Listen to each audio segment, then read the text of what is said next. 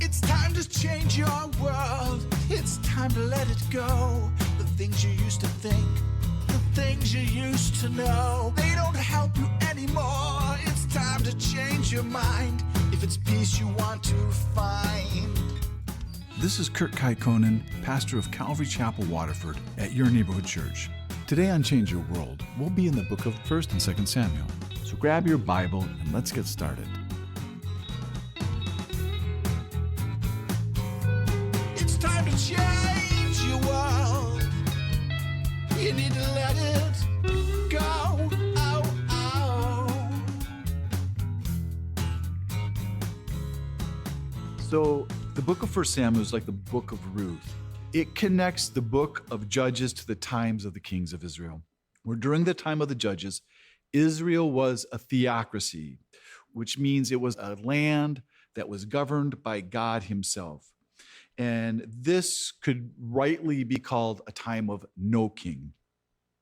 But it wasn't a successful theocracy because the people, they lived in anarchy under poor spiritual leadership, where every man did what was right in their own eyes.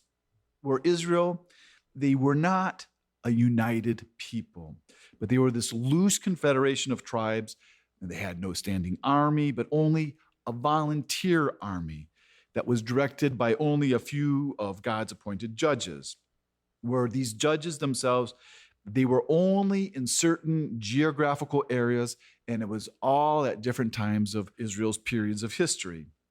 And with this land so loosely ran as a theocracy, the people, they struggled to follow God, with them always falling back into idolatry. But God, he had always intended to bring a king into Israel.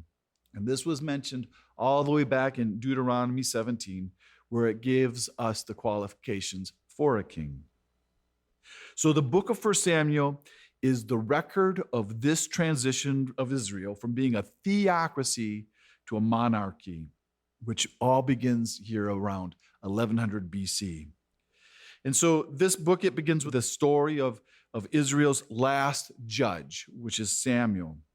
And if the book of Judges is the book of no kings, then Samuel, it would be called the book of man's king, King Saul, not God's king, King David. Because in this book, Israel, they will ask for a king, and God will give them Saul, and he will be a man after their own heart, and he will be a failure, and he'll prepare the way for God's King David. In these books of 1 Samuel and 2 Samuel, at one time they were just one book. And what do you think they were called? Kings. In the Vulgate, at least, they were called kings. And it's believed to have been written by Samuel at least up to chapter 25. But in chapter 25, Samuel dies, and then it's believed that it was finished by the prophets Nathan and Gad. And that's all based on 1 Chronicles chapter 29, verse 29, where it says, "Now the acts of King David, first and last, indeed they are written in the book of Samuel, the seer, and in the book of Nathan the prophet, and the book of Gad the seer," which sounds like our books of 1st and 2nd Samuel. But it's believed that Samuel's book, along with Gad's and Nathan's books, that they weren't put together into one book until about 930 BC. And that's when the nation of Israel was split into two kingdoms, into the northern and the southern kingdom, into Israel and the kingdom of Judah. But after it was put together into that one book, it was divided again into two books, into 1st and 2nd Samuel. And that is when the Hebrew manuscripts were translated into Greek. And so now here our story, it begins with a certain man who must have been a very prominent man, because we're giving quite an extensive family history on this man. And his name is Elkanah, which means God has acquired. And here it says that he was an Ephraimite. And some people, they would have a problem with this because later we're going to see Samuel doing the things that only the priest could do. But here it says he's an Ephraimite. But Elkanah, he wasn't an Ephraimite. He was a Levite, and he was actually a Kohathite, descended from the family of Kohath. But here, where Elkanah is called an Ephraimite, it's only because he lives in a Levitical city in this area called Ramah, which is in the territory of Ephraim, which is actually on the border between Ephraim and Benjamin. And so Elkanah, he's not from the tribe of Ephraim, but from Levi. And as a Levite, he was required to serve at the tabernacle in Shiloh from the age of 30 to 50 whenever he was needed. Because at this time, God had chosen Shiloh, and that would be the place that he would keep his tabernacle, along with the Ark of the Covenant, up until the time where Jerusalem would finally be chosen as the resting place for God and his Ark. And Elkanah here, he has 2 wives. And we never see that God ever condemns polygamy in the Bible, but we also never see that God ever condones it. But in every case of polygamy that we ever read about in the Bible, we always find these problems in the home, because we saw it with Abraham and Sarah, when Abraham took Sarah's maid Hagar as a wife, and when Sarah was barren, and then when Hagar became pregnant, Hagar despised Sarah. And they got themselves a little Ishmael who only caused problems. Or you have Jacob's wife, you have Leah and Rachel, and the competition between these 2 wives, where Rachel, she was tormented by her sister Leah, and that was also because Rachel was barren, and then how Rachel was loved more than Leah. So there was always this jealousy, and there's always this envy. And this is the common story with polygamy in these marriages where a man has more than just one wife. But at this time in Israel, for Elkanah having 2 wives, it's just a fact. There's nothing considered wrong with it. And it's believed that Hannah was Elkanah's first wife, and that after many years, when it was obvious that Hannah was barren, Elkanah, he married Peninnah so that he could have a family. And with Hannah being barren in these days, it was a legitimate reason for a husband to divorce his wife. And no one would have ever blamed Elkanah for that. But Elkanah, he didn't divorce Hannah because he loved Hannah very much. And we're going to see that throughout the story. And then with Peninnah pumping out kids every year and having so many kids, it was more than obvious that the problem of fertility lied with Hannah, and it was not Elkanah. And now with Elkanah here, him being such a good Jew, because he was a good Jew, he yearly attended the feast with his whole family. And he wasn't required to do this by law, because it was only required that the men were to appear before the Lord at the feast times 3 times a year. But here, Elkanah, he made this a family vacation where they would all go and feast before the Lord, and they did it every year. So this is like a holiday. This would be like our Thanksgiving or our Christmas, where you're feasting with your family and along with all your extended family. In fact, almost every family in Israel was there. So there would be millions of people. And Elkanah, he didn't do it just because it was the law. He did it because it was fun. It was like going camping. So this was like going to family camp. And then in verse 3, it mentions Eli's sons, Hophni and Phinehas, who were the priest of Shiloh. And everybody there, they knew that they were corrupt, and it never prevented Elkanah from going there for his yearly practice of worship and sacrifice with his family. And so it should have been a great time for everyone, with all the feasting and being with all the families and everyone enjoying God's presence and his blessings on all these families. But Peninnah, she used it every year to torment Hannah. And so you can imagine this, where everyone, they're sitting around the table, you and all your family, maybe the grandparents with all the uncles and the cousins, and you're all sitting down to eat the sacred meal together. And here comes Elkanah's portion of the meat from all the sacrifices that he had offered for his family. And then the meat would come with all your portions of all those sacrifices to the Lord for your family. And you have a big family. And all those kids here, they're all Peninnah's. And so you feed all of them first. And so there's this huge pile of meat, and it's all going to Peninnah and to her kids, which isn't wrong in any way. But Peninnah, what she does, she rubs it in Hannah's face. And Hannah, she doesn't have any children. So she's treating her like she's some kind of old maid. And maybe she's treating her like she's not really part of the family. And how Hannah is just lucky to be with them and able to enjoy her fruitfulness with her family, with her kids, and mocking Hannah, which was very mean-spirited. And it really probably stems out of her envy because she knows that Elkanah loved Hannah more because she was his first wife and his true love.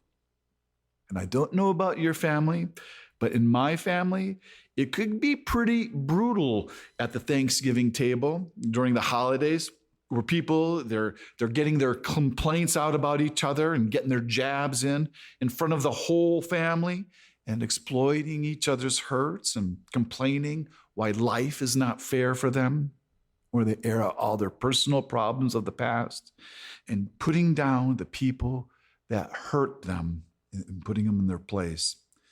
And this was every year for Hannah. But because of Elkanah's love for Hannah, Elkanah, he went out of his way to make Hannah feel loved. And so he gave her the blessed portion, the double portion, the kind of portion that you would give to a firstborn son, which is more than anyone else sitting at the table, because he wanted her to feel loved. And that's because she was loved. And no matter how much meat Elkanah gave Hannah, she had no appetite. She was too upset to eat. And you kind of have to give Elkanah credit here because he meant right, because he just wanted to comfort Hannah. But all he was doing is saying something so stupid like, well, hey, babe, you got me. Am I not better than 10 sons? And I don't think Hannah, she would have said, no, I would trade you for just one son. But she was really nice and she didn't say anything. But he meant well. And that's because he's kind. And there is nothing that Elkanah can do here. He can't help Hannah because it's God who closed her womb. And God, he's done this on purpose, though Hannah doesn't know it. And so all she does through this whole dinner is cry.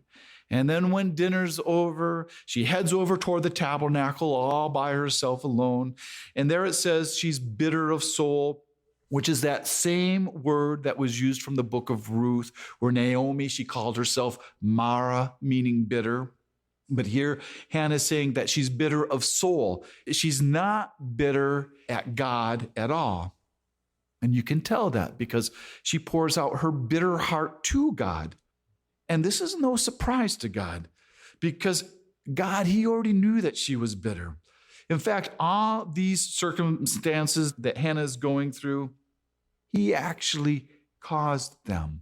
He's allowing them and he caused it because this is how much it has taken for Hannah to be able to cry out to God and for her to completely offer herself to God, to offer him everything, her whole life, and everything she's ever desired, where it's all now been offered to God.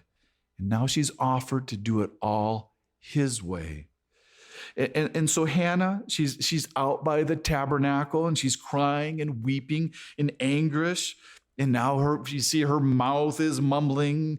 And this time it's not just a prayer that she's praying, but she's making a vow to God.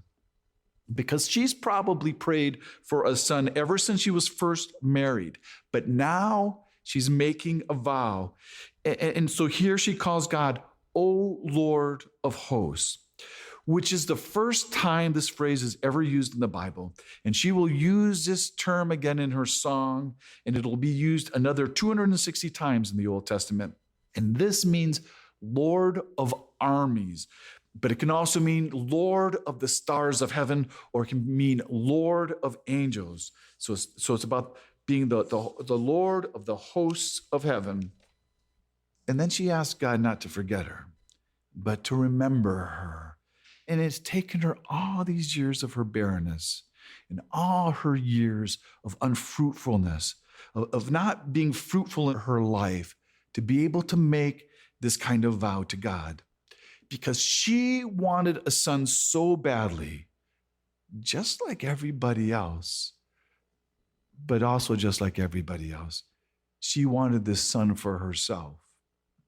And if she had had this son up to this point in her life, she would have never given him fully to the Lord. She would have kept him back for herself. But God, he had a plan for Hannah, and he has a plan for her special son, something that they would never be able to imagine, because God, he's getting ready to overturn all of the whole Jewish society. And it's not just the getting rid of the corrupt priesthood, but it's bringing in a new priesthood. And her son is also going to be this one who's going to bring in this time of the kings. He's going to bring in the monarchy. And when you read her vows, she says, I will give him to the Lord all the days of his life. But as Levites, they were already given to serve the Lord. And they were all to serve at the tabernacle, but that was only from the ages of 30 to 50. But what she's saying here is she's giving her son to serve every day of his life, from his birth to his death, and that he will live at the tabernacle.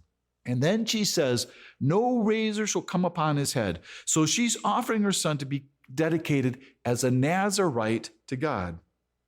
And so you have to know what she's thinking here.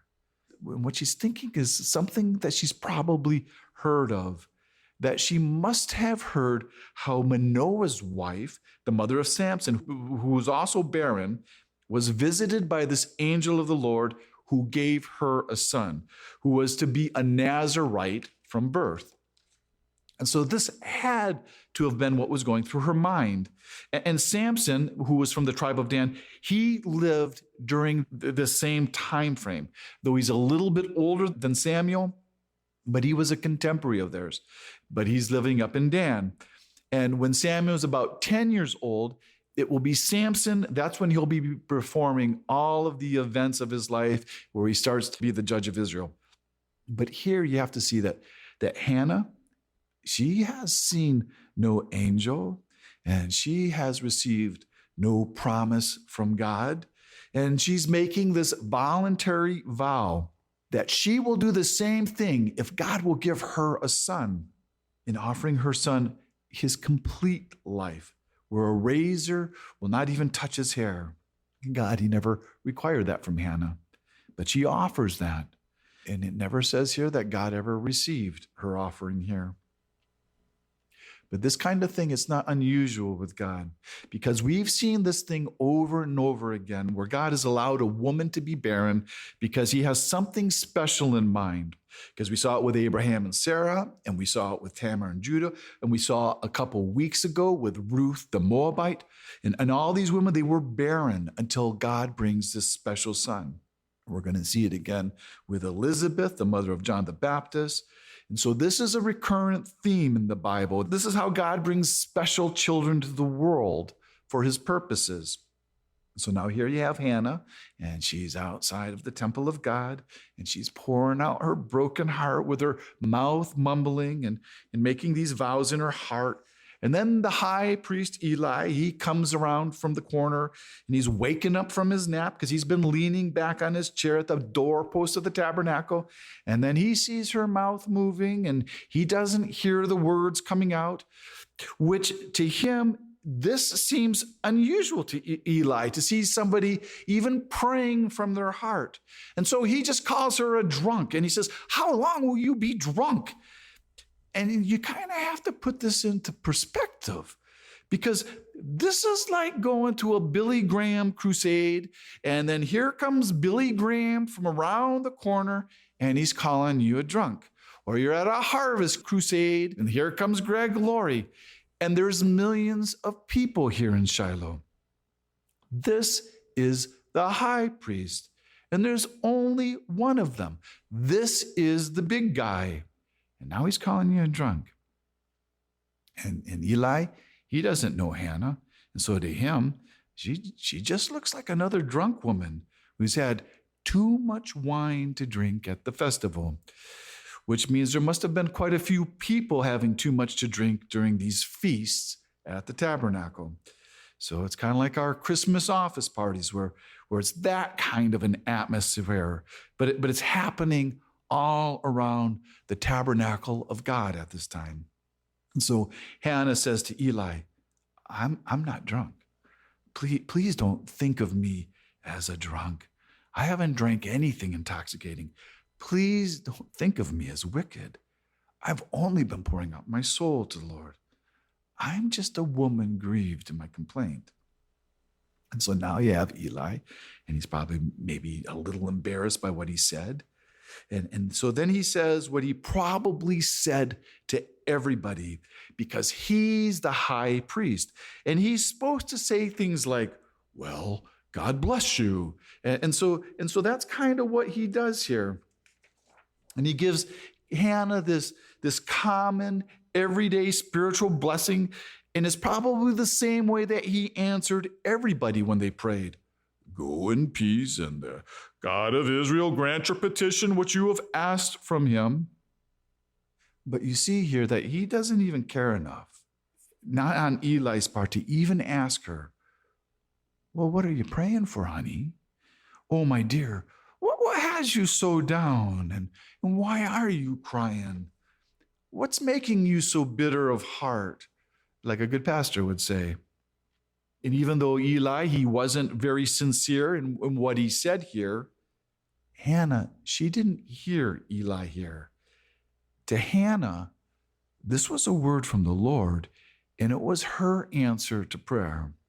And though it was Eli, but as high priest, he's just being the messenger who God is speaking through here. And so in Hannah's heart, she received that word, and she believed that word, and she received it in faith.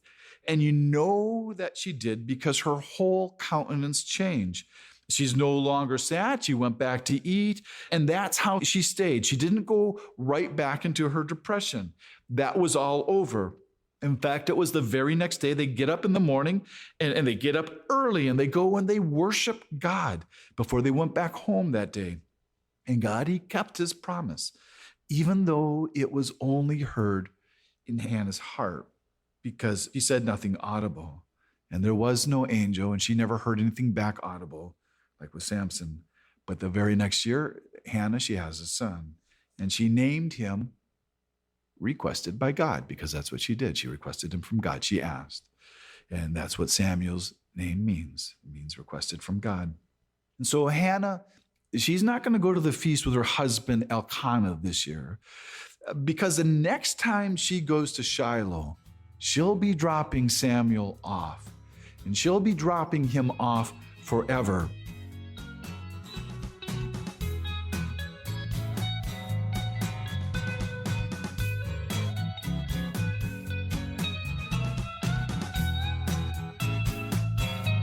You need to change your world. You need to let it go. Oh. Thanks for listening to Change Your World. Change Your World is an outreach of Calvary Chapel, Waterford, and your neighborhood church. If you're listening to Change Your World in the Detroit metro area, why don't you join us for church this Sunday? Our service time is 10 a.m. at Calvary Chapel, Waterford, 183 South Winding Drive, Waterford, Michigan. We're competing with the Catholics. It's only an hour. All the donuts you can eat, and you don't have to believe a thing we say, but it could change your world. You need to change your world. The rest of today's message can be heard at yourneighborhoodchurch.org. So check us out and download the app. And until next week, remember,